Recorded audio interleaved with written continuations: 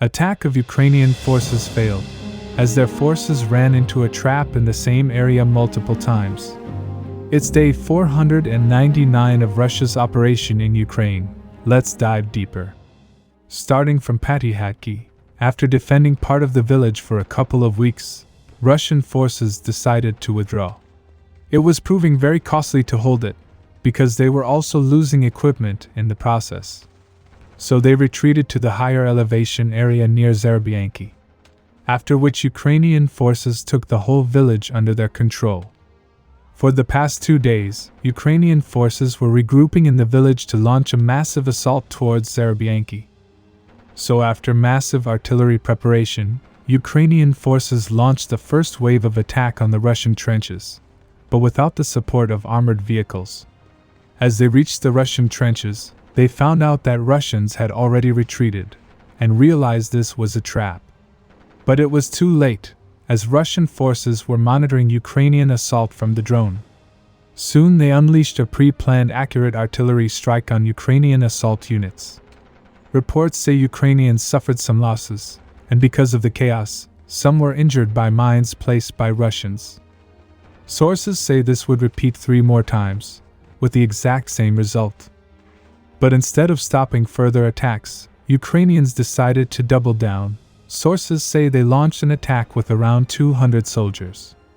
This time they did not suffer casualty from mines, as they were already blown in previous attacks. But Russian forces with the help of mortars and artillery repelled the attack. It is said Ukraine is currently recovering their wounded. Area south of Bakhmut continues to be a hot zone. Sources say Ukrainian forces are attacking Russian positions non-stop. They are using several elite brigades for these attacks. Some Russian sources even say that Ukraine is looking for some kind of PR victory before a very important summit. That's why they have been using their strategic reserve forces, which did not take part in the first phase of the Ukrainian counteroffensive. Many Russian sources have reported about Ukrainian units being deployed on the various areas of the front line. Regardless of the reason, Ukrainian forces are having success in advancing near Klishiivka. In fact, they have almost captured most of the heights around the village. Currently, they are attacking this gray area. After capturing it, Russian forces will lose heights and will be forced to retreat from the village. At the west of the village, Ukrainian forces after recent attacks were able to take this area. Although many Ukrainian sources say that they have already captured this trench system. But that is not correct, as a recent video shared by Russian forces shows the destruction of a Ukrainian armored vehicle, which was trying to attack these trenches. But as Ukraine is attacking with great intensity, Russian forces might retreat further. So far, the biggest obstacle that Ukrainian forces are facing are from artillery and fighter jets. So they tried to counter it. They were planning on ambushing Russian aircrafts by placing one of their air defense systems very close to the village. But to their surprise, the radar of their air defense system was discovered by Russian paratroopers, and as a result was destroyed.